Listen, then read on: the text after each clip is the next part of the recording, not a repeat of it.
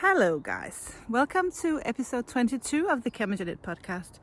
Today's episode is going to be a little different and a little shorter because it is Easter break or spring break, but here we celebrate Easter, so the whole family is here at the summer house, and today is special family Easter lunch day. So unfortunately I don't have that much time to record an episode, and I really don't have that much to show either because we have spent the entire week here, and I have mainly been working on the new bubble socks. That's going to be the upcoming pattern from me that will be published pretty soon. I have almost done with that pattern, and I did finish the first sock, so today is going to be a little bit about that sock.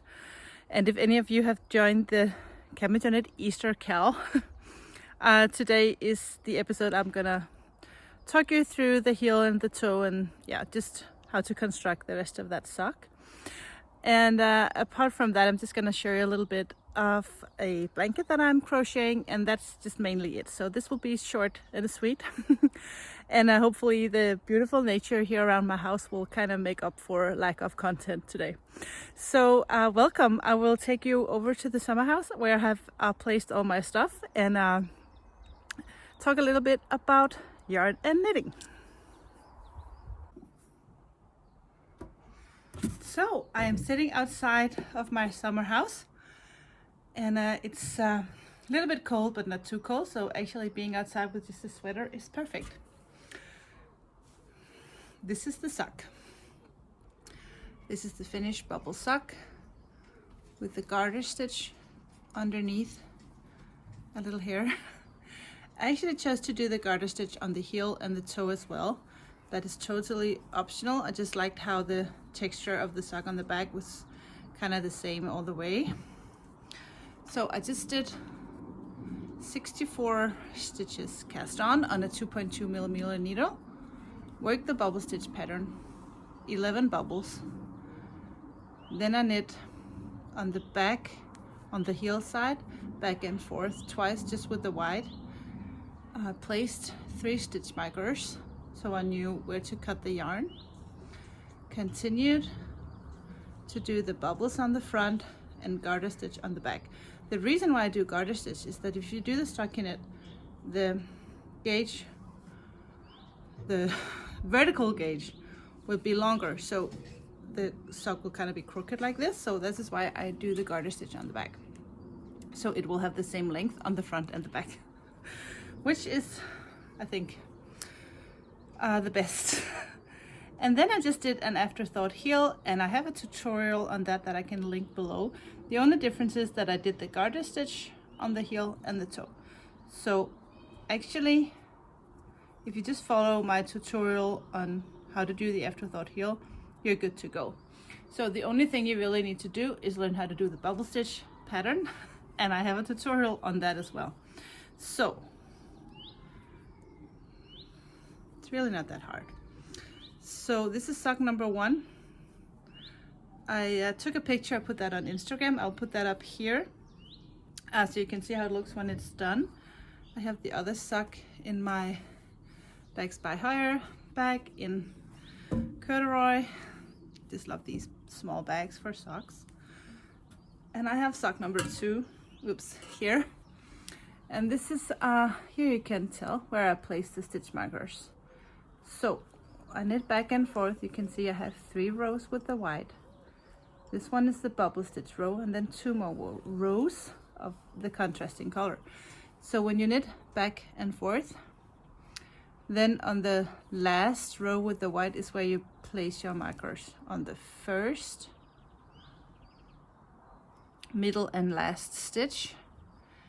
And I do those in stockinette, so these 3 rows are stockinette because it's just easier to find your stitches that way when you pick up stitches to do the afterthought heel.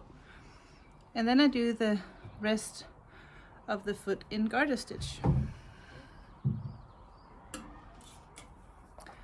And for a pair of socks like this, you can hear the kids. If you do a normal, this is a 39 Danish. I'm not sure what that is in English, but kids. If you do 11 rows with the bubble stitch, and what is that in your size? Is that a size 6? I will write down below. Then 1 skein of the sock yarn is enough, so that is 210 meters, 50 grams skeins.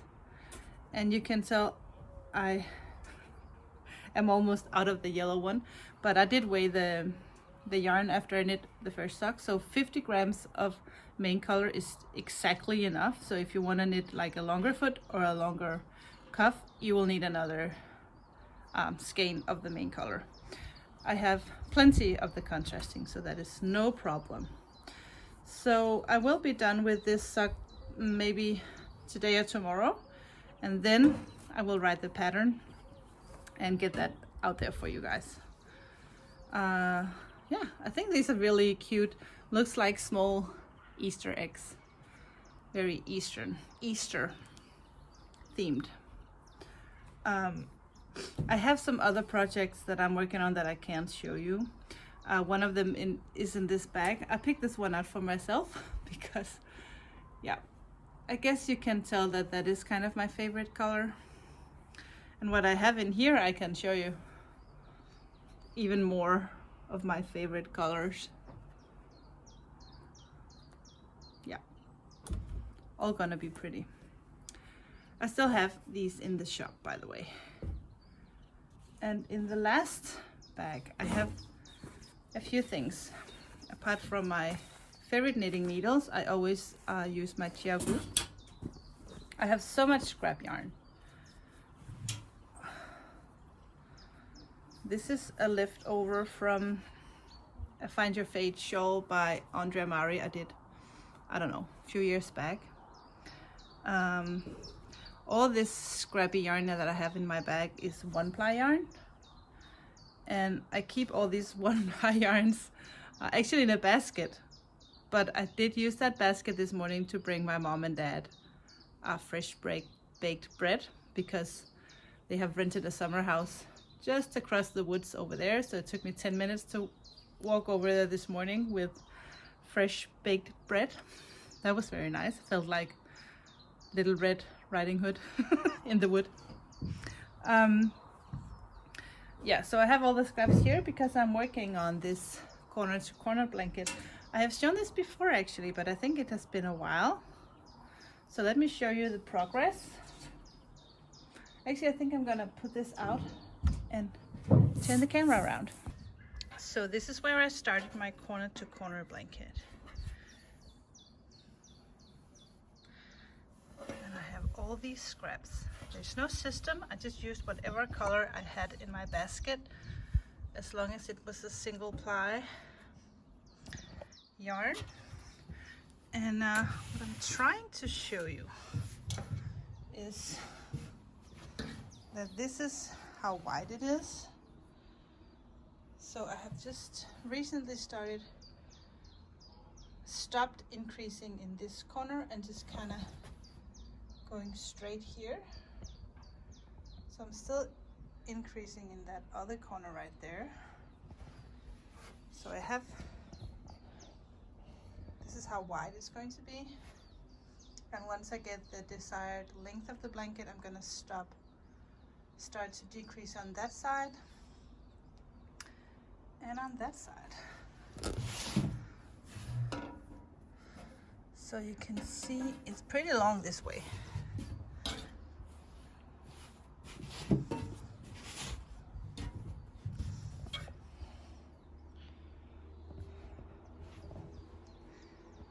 All scraps.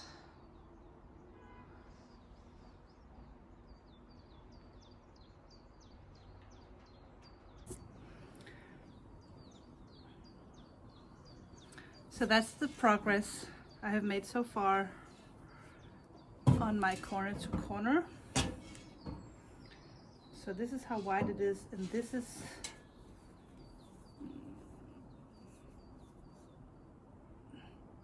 how wide it is. Let me see. Okay.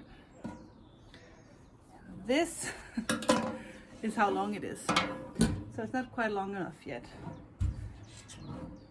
but crocheting on this blanket is really, because it's not work related, this is a really good project to just not worry, not think, not do any math, not do anything except just watch whatever show I'm watching on Netflix and just empty my mind and work on this. And the next blanket that I plan on doing is actually a granny stripe blanket as well, with all my leftover sock yarn.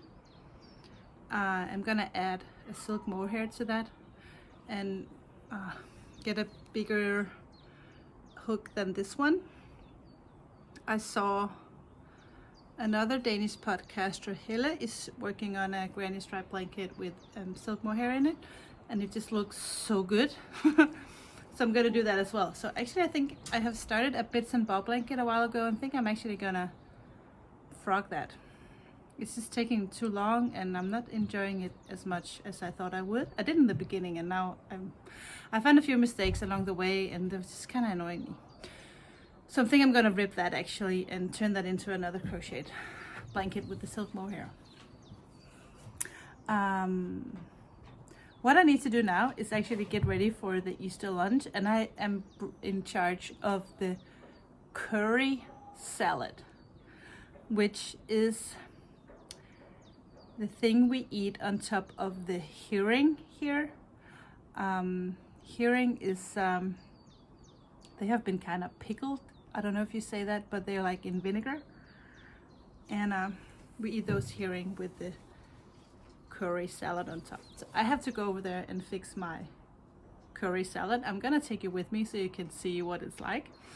And so this episode is kind of a vlog meets normal podcast, but I think that's fine. Hope that's fine. So I'm gonna do that curry salad and I'm gonna take you with me, and I'm going to take the camera for the lunch and just show you how that Easter lunch, what that looks like. And then I'll upload this maybe tomorrow actually. That's all the yarn related content I have now. So if you don't give a hootie about the curry salad, this will be all for now, and I will see you in 2 weeks with a regular podcast episode. Take care, enjoy, see you.